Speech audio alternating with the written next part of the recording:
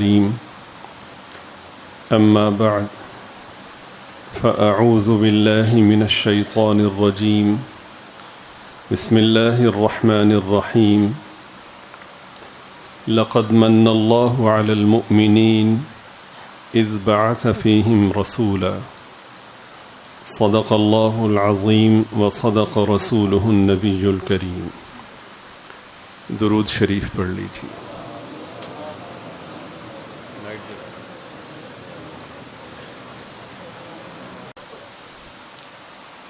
اللہ رب العزت کا بہت بڑا کرم اور عظیم احسان ہے کہ اپنے بابرکت نام اور اپنے حبیب پاک صلی اللہ علیہ وسلم کے معطر تذکرے کی مجلس میں ہم گناہ گاروں کو حاضر ہونے کی توفیق عطا فرمائی. اللہ تعالیٰ اپنے کرم سے ہماری اس حاضری کو قبول فرمائے، ہمارے گناہوں کو معاف فرمائے، دارین میں پردہ پوشی کا معاملہ فرمائے. یہ ماہ مبارک مسلمانوں کے لیے، ہم سب کے لیے، قیامت تک آنے والے اہل ایمان کے لیے بے انتہا خوشی اور مسرت کا مہینہ اور موقع ہے کہ اللہ تعالیٰ کے انعامات میں سے، اللہ پاک کی نعمتوں میں سے عظیم ترین نعمت اس مہینے میں اہل ایمان کو نصیب ہوئی. یعنی اس مہینے میں سرکار اقدس صلی اللہ علیہ وسلم کی ولادت باسعادت ہوئی.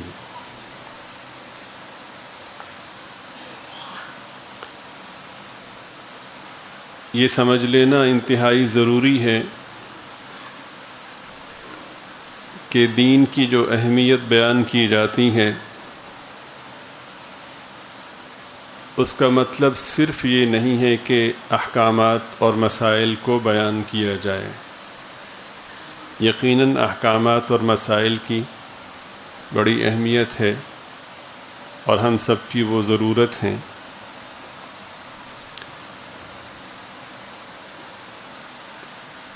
دین کی عظمت کا ایک مفہوم اور اہم مفہوم یہ ہے کہ صاحب شریعت کا تذکرہ اسی طرح مکرم و مقدس ہے جس طرح پورے کے پورے دین کا تذکرہ مکرم و مقدس ہے.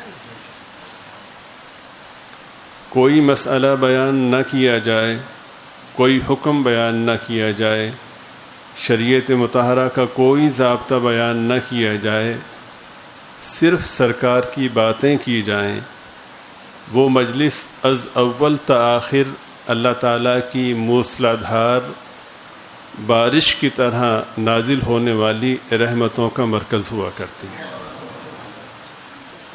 کوئی مسئلہ بیان نہ کیا جائے. حضور پاک صلی اللہ علیہ وسلم کی صفات کا تذکرہ ہو، آپ کی بابرکت عادات کا تذکرہ ہو، آپ کی وجود مسعود کا تذکرہ ہو، آپ کے محاسن کا تذکرہ ہو، آپ کی حیات طیبہ کے وہ پہلو کہ جو کسی عبادت کا، کسی عمل کا پتہ دے رہے ہوں، آپ کی پاکیزہ زندگی کے وہ پہلو کہ جو آپ کی راحت و استراحت کی تفسیر ہوں، آپ کی بابرکت عمومی عادات کا مظہر ہوں. غرضے کہ کوئی بھی شعبہ، کوئی بھی موضوع، کوئی بھی پہلو کہ جس کا تعلق آپ کی ذات بابرکت سے ہے، اس کا تذکرہ کرنا عبادت ہی عبادت ہے اور عین عبادت ہے. ہماری جو عبادات ہیں یا ہمارے جو اعمال ہیں وہ سب کے سب معلق ہیں حضور پاک صلی اللہ علیہ وسلم کی ذات بابرکت پر درود پاک کے پڑھنے سے. حتیٰ کہ عبادات میں سب سے اہم عبادت یعنی عبادات کا خلاصہ جسے دعا کہا جاتا ہے اور جو اللہ تعالیٰ کو بے حد مطلوب ہے، یہ عبادت یعنی دعا کا مانگنا اللہ کو اتنا مطلوب ہے کہ قرآن کریم کی وہ آیت مبارکہ ان الذین یستکبرون عن عبادتی سیدخلون جہنم داخرین، کہ وہ لوگ کہ جو میری عبادت سے روگردانی کرتے ہیں وہ عن قریب اوندھے منہ جہنم میں داخل کیے جائیں گے۔ اہل علم فرماتے ہیں کہ اس سے مراد وہ لوگ ہیں جو دعا کو اہمیت نہیں دیتے۔ دعا اتنی اہم ہے اور حدیث پاک میں ہے کہ دعا عبادات کا خلاصہ ہے۔ تو سرکار دو عالم صلی اللہ علیہ وسلم کی ذات بابرکت پر درود پاک کا پڑھنا اہم ترین عبادت یعنی عبادات کے خلاصے کا قبول ہونا وہ درود پاک کے پڑھنے پر موقوف ہے۔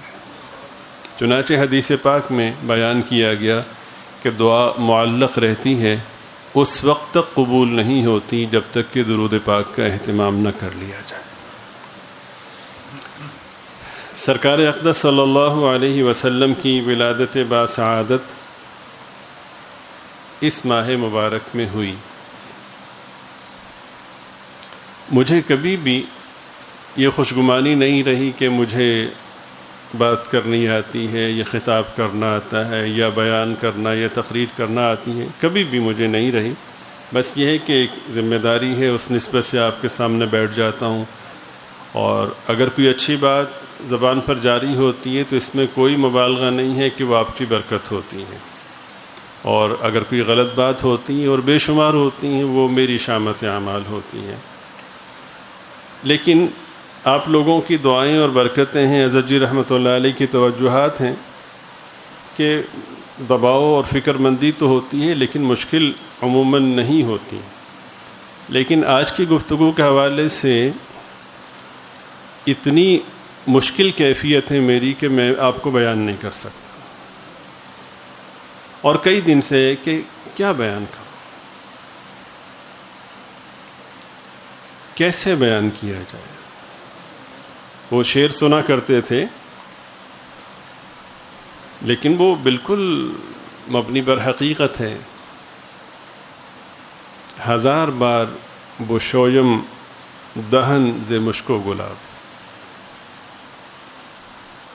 ہزار بار بشویم دہن ز مشک و گلاب، ہزار مرتبہ میں اپنے منہ کو مشک و گلاب سے دھوؤں،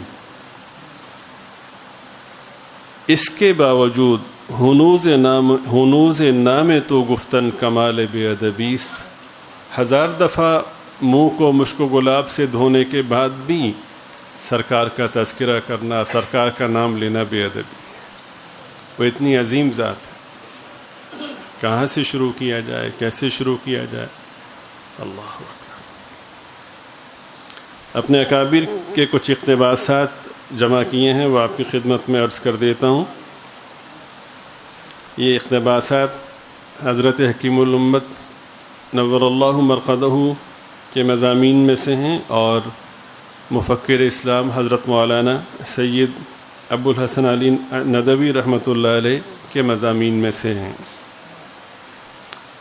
فرماتے ہیں کہ دو باتوں پر تو سبھی کا اتفاق ہے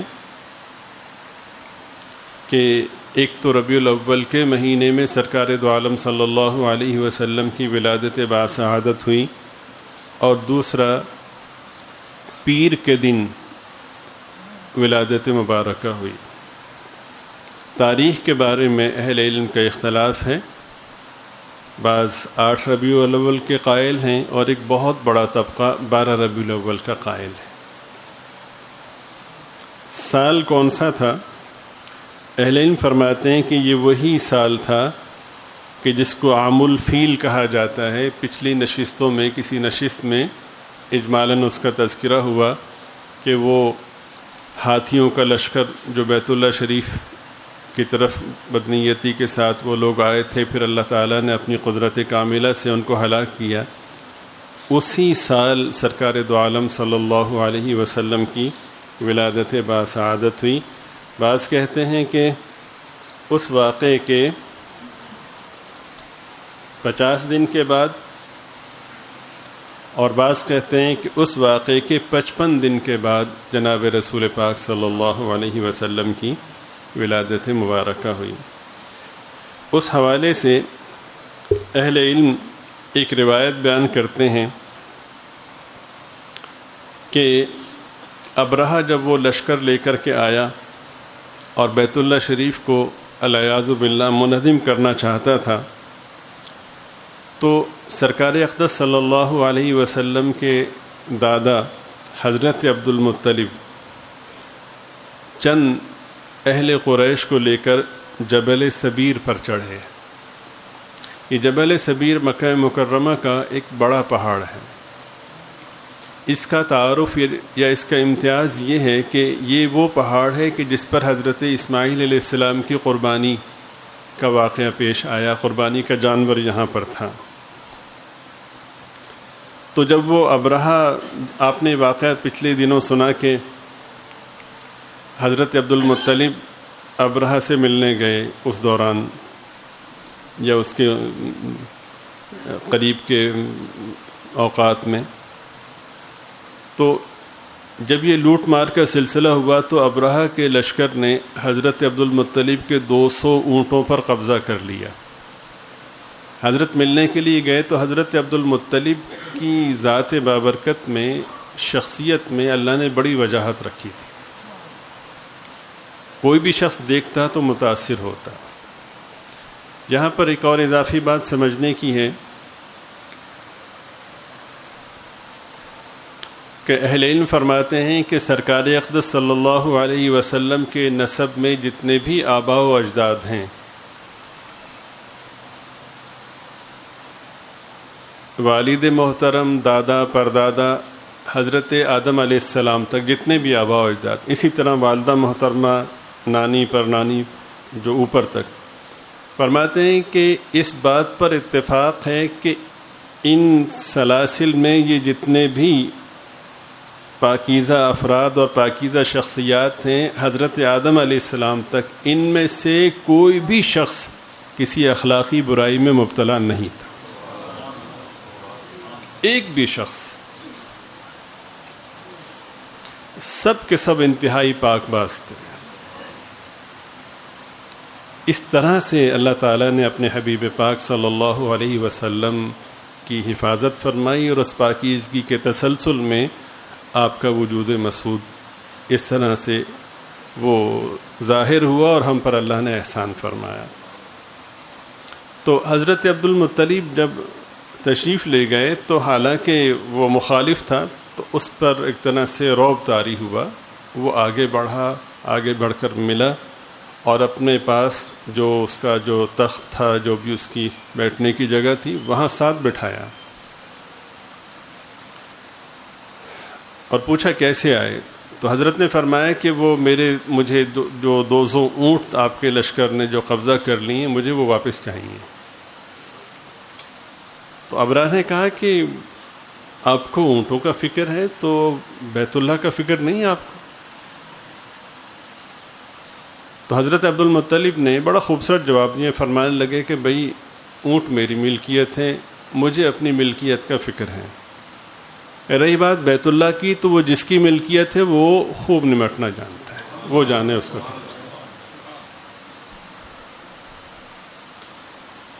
تو جب یہ تسلسل جاری تھا، بیت اللہ شریف کو منہدم کرنے کی نیت سے جب وہ مکہ مکرمہ میں آیا تو حضرت عبد المطلب چند افراد کو لے کر جبل سبیر پر چڑھے۔ روایت میں ہے کہ حضرت عبد المطلب کی پیشانی پر نور، ایک خاص قسم کا نور چاند کی صورت میں، دائرے کی صورت میں ظاہر ہوا۔ یہ جبل سبیر کافی فاصلے پر ہے، مکہ مکرمہ کے مشرق میں واقع ہے۔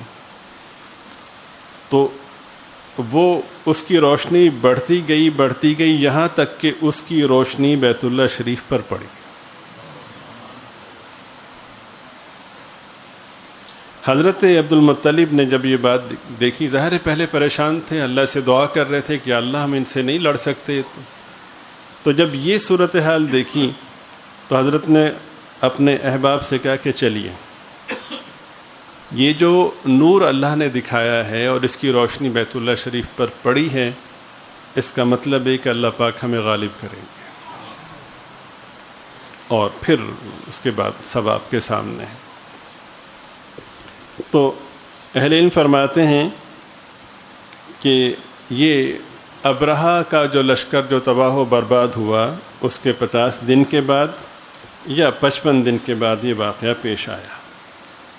سرکار اقدس صلی اللہ علیہ وسلم کی جو ولادت باسعادت کی برکات ہیں اور دیگر جو پاکیزہ اس کے مفاہیم ہیں، وہ بطور خاص کسی وجہ سے ہم تھوڑا سا وقفے کے بعد آپ کی خدمت میں عرض کریں گے۔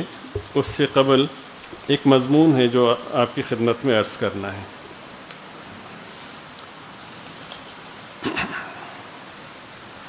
سرکار دو عالم صلی اللہ علیہ وسلم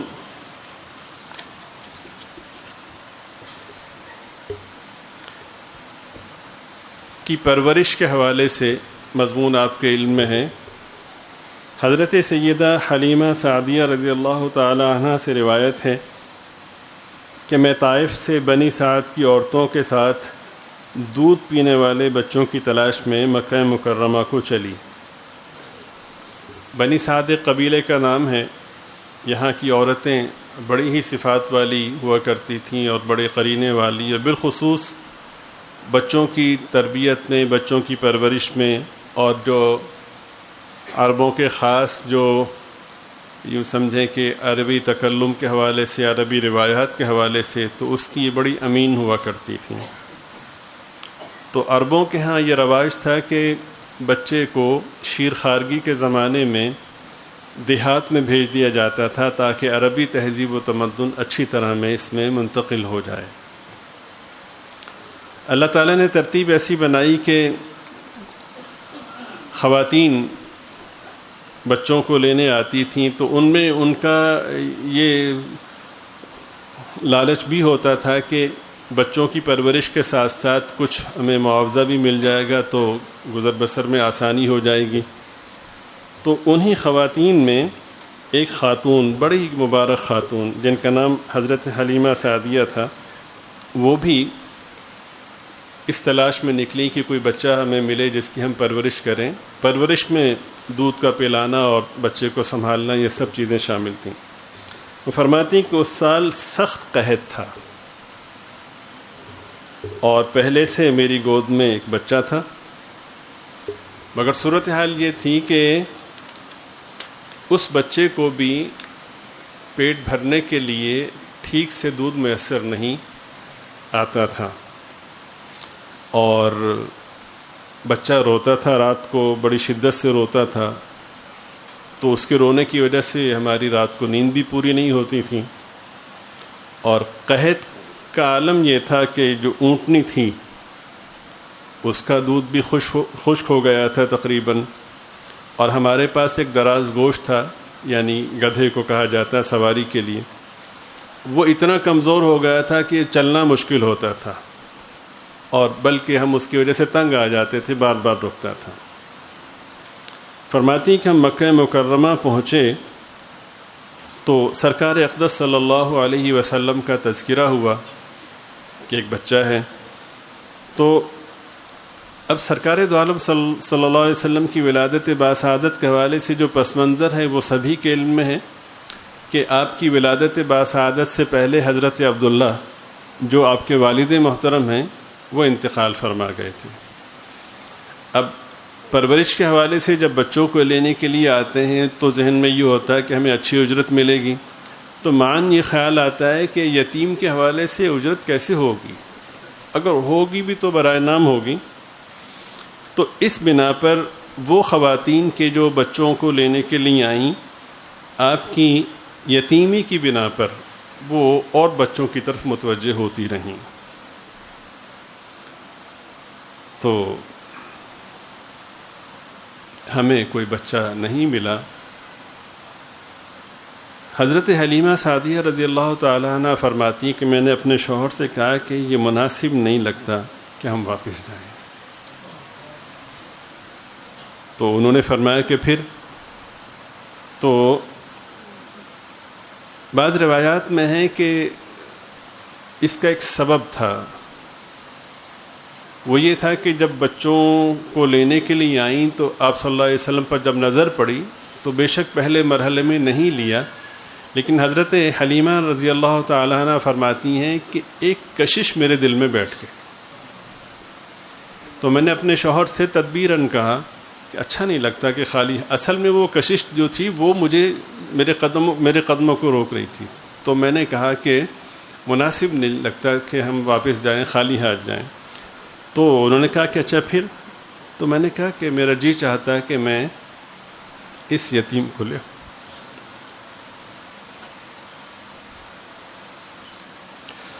میرا جی چاہتا ہے کہ میں اس یتیم کو ساتھ لے لوں.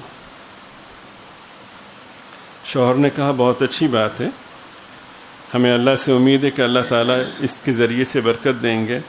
فرماتی ہے کہ میں جا کر کے لے آئی.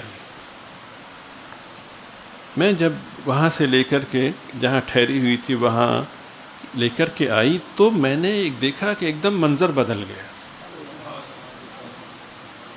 پہلے صورتحال یہ تھی کہ جو میرا اپنا بچہ تھا اس کو ٹھیک سے دودھ میسر نہیں ہوتا تھا، بھوکا رہتا تھا.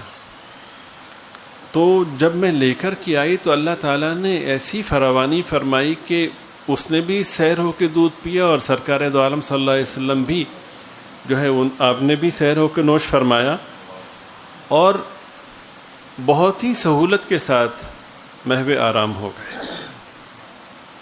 خیر میں بڑا حیران ہو رہی تھی، بڑی خوشگوار حیرت مجھے محسوس ہو رہی تھی کہ اسی دوران میرے شوہر نے جب اونٹنی کو جا کے دیکھا تو وہ بھی دودھ سے لبالب بھری ہوئی تھی.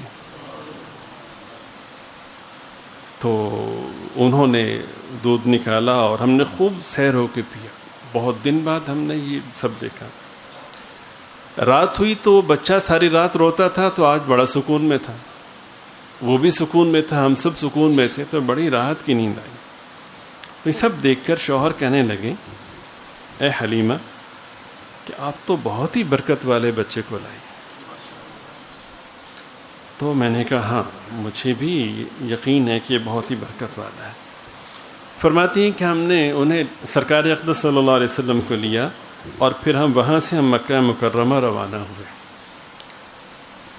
کہ جب ہم مکہ مکرمہ کی جانب روانہ ہوئے تو حیرانگی کی انتہا نہ رہی کہ وہ سواری کی جو ہمیں تنگ کرتی تھی اور کمزوری کی وجہ سے چل نہیں سکتی تھی، تو اس کا حال یہ تھا کہ وہ چلنے میں اس کی جو رفتار تھی، کہاں تو وہ سب سے پیچھے تھا، اب وہ چلنے میں سب سے آگے تھا. باقی سب سواریاں پیچھے رہ گئی، کوئی سواری اس کو پکڑ نہ سکتی تھی. تو باقی عورتیں تعجب سے کہنے لگیں کہ حلیمہ ذرا آہستہ چلو، یہ کیا معاملہ ہے؟ وہی تو ہے جس پر تم آئی تھیں. اس نے کہا بالکل وہی ہے، لیکن کوئی بات ہے.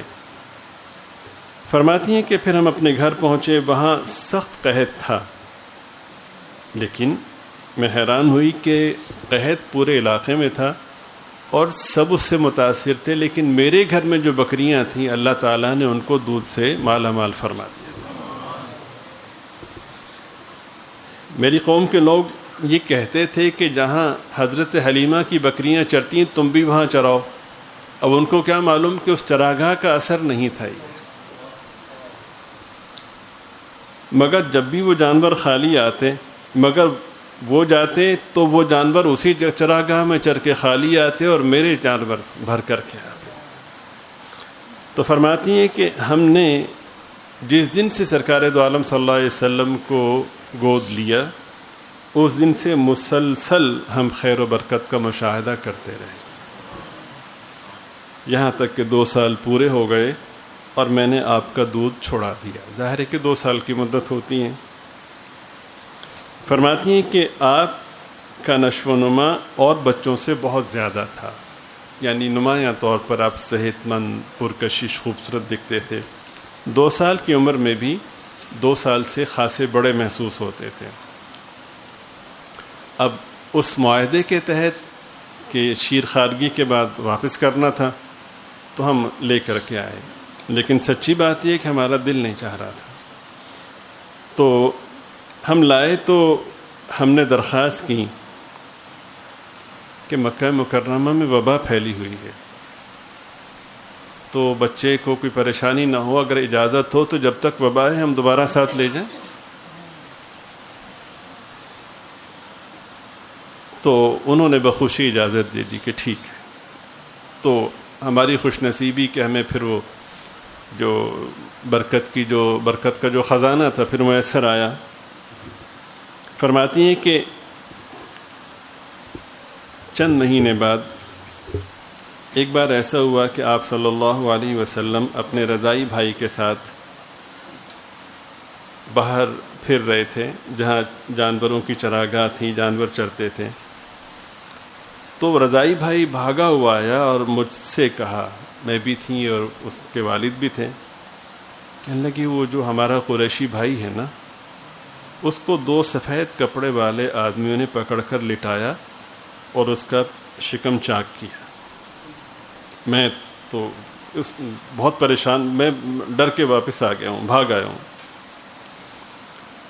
حضرت حلیمہ سعدیہ رضی اللہ تعالی عنہ فرماتی ہیں کہ میں بہت گھبرائی، ہم دونوں پریشان ہو گئے۔ تو ہم نے جا کر دیکھا کہ آپ کھڑے ہیں مگر رنگ متغیر ہے آپ کا۔ تو میں نے پوچھا کہ بیٹے کیا تھا، کیا ہوا؟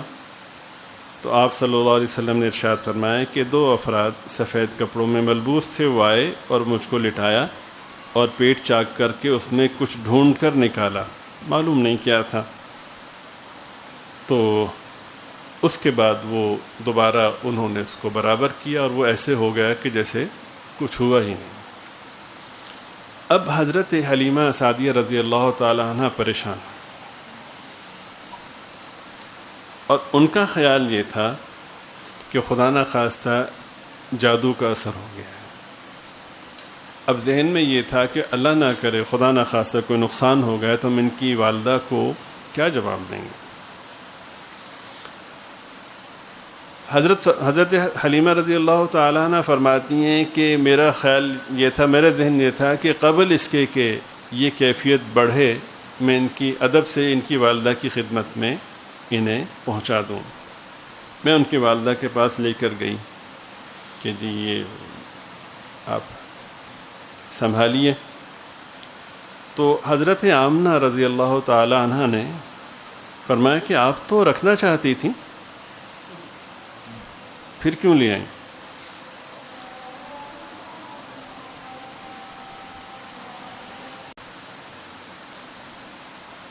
تو فرمانے لگیں کہ آپ تو رکھنا چاہتی تھی، پھر کیوں لے آئیں؟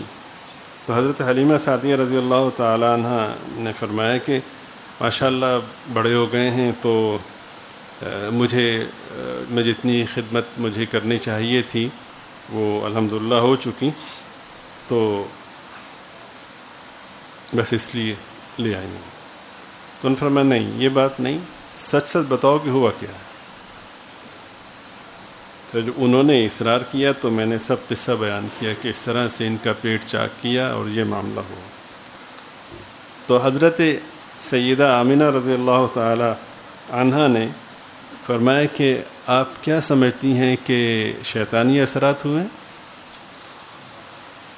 اب وہ اس چیز کو چھپا رہی تھی، تو جب انہوں نے کہا تو حضرت حلیمہ رضی اللہ تعالی عنہ نے کہا کہ ہاں مجھے لگا ہے کہ کوئی اثرات ہیں۔ تو حضرت سیدہ آمنہ رضی اللہ تعالی عنہ نے فرمایا، قسم کھا کر کے فرمایا کہ شیطان کا ان پر کچھ اثر نہیں ہو سکتا۔ اس مرحلے کے لیے جو ولادت سے متعلق واقعات تھے وہ روک لیے تھے، میں عرض کرتا ہوں۔ فرمانے لگیں کہ ان پر اثر نہیں ہو سکتا، میرے بیٹے کی ایک خاص شان ہے، ابھی چھوٹے ہیں، خاص شان ہے، یعنی عمر میں چھوٹے ہیں، سرکار عمر میں چھوٹے ہیں لیکن سب سے بڑے ہیں۔ آپ صلی اللہ علیہ وسلم کے چچا حضرت سیدنا عباس رضی اللہ تعالیٰ عنہ سے کسی نے پوچھا کہ آپ بڑے ہیں یا آپ صلی اللہ علیہ وسلم بڑے ہیں؟ فرمایا عمر میری زیادہ ہے لیکن بڑے وہ ہیں۔ تو حضرت سیدہ آمنہ رضی اللہ تعالیٰ عنہا نے فرمایا کہ ان پر اثر نہیں ہو سکتا، ان کی ایک خاص شان ہے۔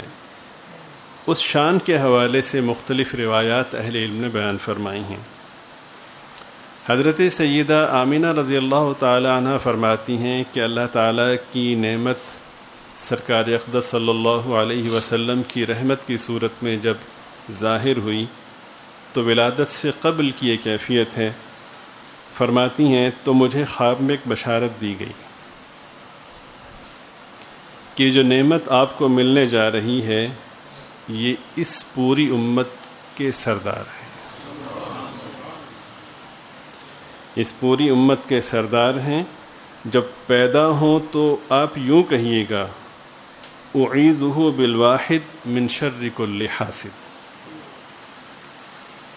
یہ امت کے سردار ہیں، جب یہ پیدا ہوں تو آپ یہ الفاظ کہہ دیجئے گا کہ میں ہر حاسد کے شر سے اللہ کی پناہ میں ان کو دیتی ہوں۔ تو مجھے یہ کہا گیا ہے تو بھلا ان پہ کیسے اثر ہو سکتا ہے کسی بھی شیطانی حرکت کا، اثر کا؟ اور ساتھ میں یہ بھی فرمایا کہ ان کا نام محمد رکھنا۔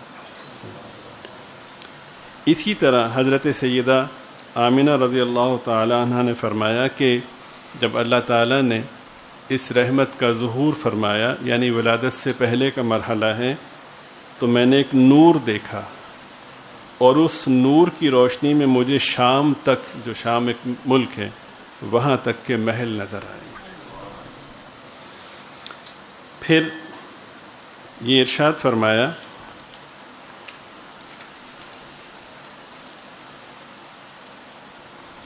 کہ جب آپ پیدا ہوئے، آپ کی ولادت باسعادت ہوئی، تو اللہ تعالیٰ نے ولادت باسعادت کے موقع پر ایک نور ظاہر فرمایا جس کی وجہ سے مشرق و مغرب کے درمیان میں جو کچھ تھا وہ سب کا سب روشن ہو گیا۔ اسی طرح فرماتی ہیں خود سرکار دو عالم صلی اللہ علیہ وسلم نے ایک بہت ہی پاکیزہ جملہ، باکمال جملہ ارشاد فرمایا وَرُؤْيَا امی التی رأت، میری والدہ نے وہ مشاہدہ کیا کہ وہ وہی جانتی ہیں کہ انہوں نے کیا مشاہدہ کیا۔ اور پھر آگے فرمایا کہ نبیوں کی مائیں ایسے ہی مشاہدے کیا کرتی ہیں۔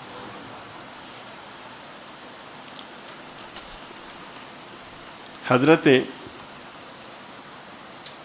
عثمان بن ابی العاص رضی اللہ تعالی عنہ اپنی والدہ ام عثمان ثقفیہ سے، جن کا اصل نام فاطمہ بنت عبداللہ رضی اللہ تعالی عنہ ہے، وہ فرماتی ہیں کہ جب آپ کی ولادت باسعادت کا وقت آیا تو ولادت کے موقع پر میں نے بیت اللہ شریف کو دیکھا کہ پورے کا پورا بیت اللہ شریف نور سے منور ہو گیا ہے، اور وہ فرماتی ہیں کہ میں نے ستاروں کو دیکھا کہ زمین کے اتنے قریب آ گئے ہیں کہ مجھے لگا کہ مجھ پر گر پڑیں گے۔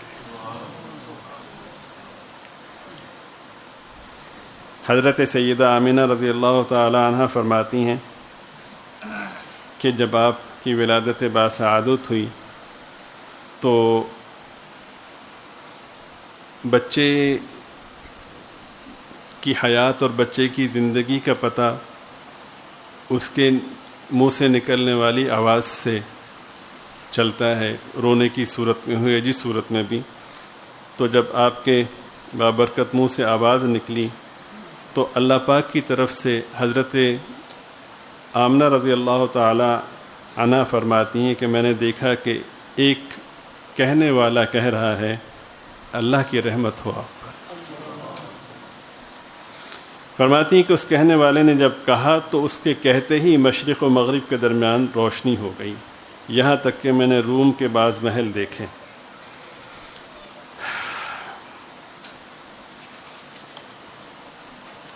اسی طرح فرماتی ہیں کہ آپ کی ولادت باسعادت کے جو ثمرات تھے اور اثرات تھے وہ یہ، ان میں سے ایک یہ بھی اثر تھا کہ کسریٰ کے محل میں زلزلہ آ گیا اور اس کے محل کے 14 جو کنگرے تھے وہ گر گئے۔ فارس کا آتش کدہ جو 1000 برس سے برابر مسلسل روشن تھا، سرکار دو عالم صلی اللہ علیہ وسلم کی ولادت باسعادت کا اثر یہ ہوا کہ وہ بجھ گیا۔ حضرت سیدنا حسان رضی اللہ تعالیٰ عنہ فرماتے ہیں کہ میں اس وقت 7-8 برس کا تھا اور مجھے اتنا شعور تھا کہ میں بات کو سمجھتا تھا، مشاہدے کو یاد رکھ سکتا تھا۔ ایک دن صبح کے وقت ایک یہودی نے یکایک چلانا شروع کیا، اے یہودیو اے یہودیو، سب جمع ہو گئے اور میں سن رہا تھا۔ تو لوگوں نے کیا ہوا؟ کہنے لگا کہ آج احمد کا وہ ستارہ طلوع ہو گیا ہے۔ تو بعد میں اہل علم نے حضرت حسان رضی اللہ تعالیٰ عنہ کی بات اور تاریخی امور کا جب تجزیہ کیا تو وہ بالکل اسی دن کی وہ بات بنتی تھی۔ تو یہ سرکار دو عالم صلی اللہ علیہ وسلم کی ولادت باسعادت کے موقع کی علامات اور یہ اس کے اثرات ہیں۔ حضرت سیدہ عائشہ صدیقہ رضی اللہ تعالیٰ عنہ سے روایت ہے کہ ایک یہودی مکہ میں آ رہا تھا، مکہ مکرمہ میں آ رہا تھا۔ جس رات حضور پاک صلی اللہ علیہ وسلم پیدا ہوئے، اس نے کہا کہ اے گروہ قریش، کیا تم میں آج کی شب کوئی بچہ پیدا ہوا ہے؟ تو انہوں نے کہا کہ ہمیں نہیں معلوم۔ کہنے لگا کہ دیکھو، کیونکہ آج کی شب اس امت کا نبی پیدا ہوا ہے، اس کے دونوں شانوں کے درمیان ایک نشانی ہے، یعنی وہ جو مہر نبوت ہے۔ چنانچہ قریش نے اس کے پاس سے جا کر کے تحقیق کی تو پتہ چلا کہ حضرت عبداللہ ابن عبد المطلب کے گھر میں بیٹا پیدا ہوا ہے۔ وہ یہودی آپ کی والدہ کے پاس آیا، انہوں نے آپ صلی اللہ علیہ وسلم کو ان لوگوں کے سامنے کیا۔ جب اس یہودی نے وہ نشانی دیکھی تو بے ہوش ہو کر گر پڑا اور ایک جملہ کہا اس نے کہا کہ نبوت بنی اسرائیل سے نکل گئی،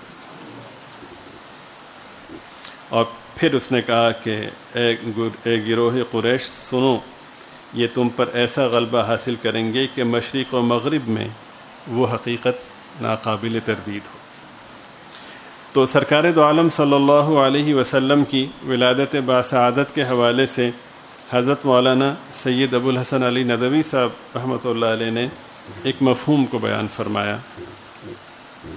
وہ فرماتے ہیں کہ تاریخ عالم کا سب سے بڑا انقلاب وہ فطری عنصر جس کے سر انسانیت کے اکثر عجوبہ روزگار اور حیرت انگیز کارناموں کا صحرا ہے، جس کو لوگ محبت کے نام سے یاد کرتے ہیں، عرصہ دراز سے مردہ پڑا تھا۔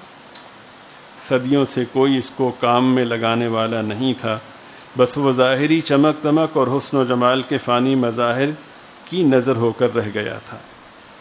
عرصہ سے دنیا میں کوئی ایسا انسان پیدا نہیں ہوا تھا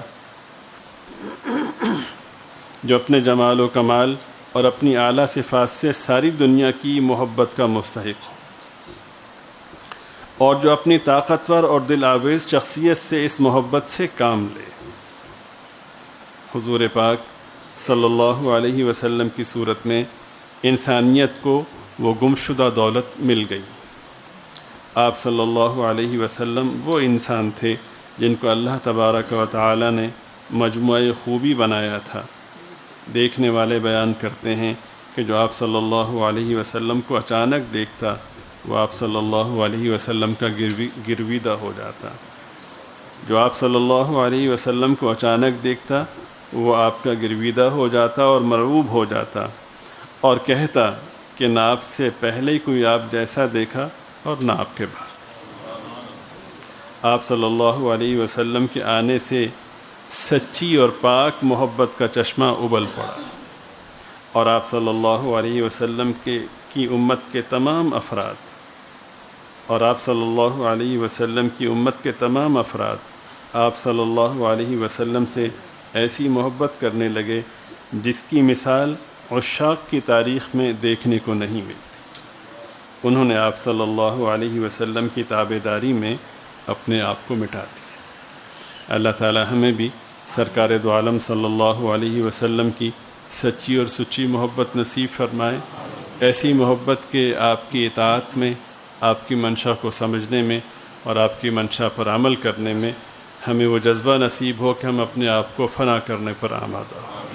انشاءاللہ یہ گفتگو کا سلسلہ جاری رہے گا۔ اللہ تعالیٰ اپنے کرم سے اپنی بارگاہ میں قبول فرمائے، ہمارے گناہوں کو معاف فرمائے۔ وآخر دعوانا ان الحمد للہ رب العالمین۔